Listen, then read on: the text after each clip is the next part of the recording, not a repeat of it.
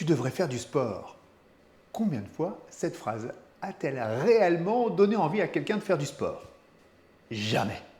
Elle donne plutôt envie de manger un chou à la crème en terrasse, rien que pour le principe. Pourtant, l'intention est bonne. Vous voulez aider, vous voulez que l'autre progresse.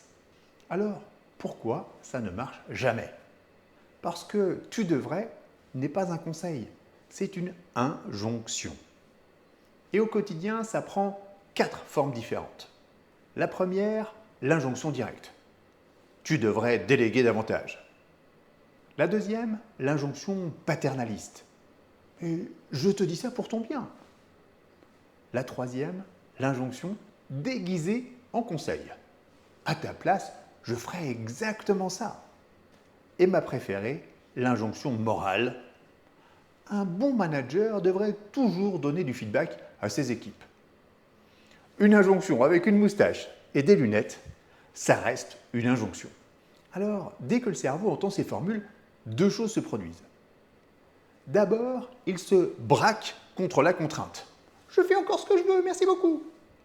C'est ce qu'on appelle la réactance psychologique. Ensuite, il se rebelle contre la hiérarchie que vous venez de créer.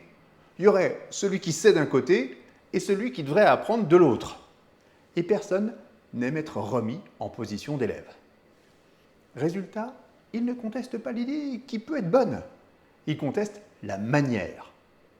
Et plus vous insistez, et plus l'autre s'arc-boute. Vous vouliez convaincre, eh bien vous venez de recruter un opposant. Alors on fait quoi à la place?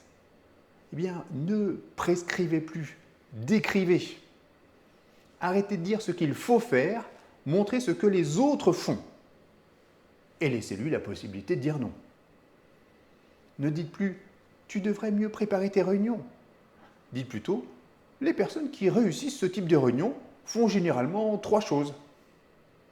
Ou « une stratégie qui fonctionne bien dans ce cas consiste à ». Ou encore « ce que la plupart des gens font dans cette situation, c'est ». Pourquoi ça change tout? Eh bien, parce que vous ne donnez plus d'ordre. Vous posez un constat. Vous activez l'esprit d'imitation et pas l'esprit de contradiction. Un bon conseil ne s'impose pas, il se suggère. Si vous appréciez ce genre de décryptage, suivez-moi pour ne rien rater.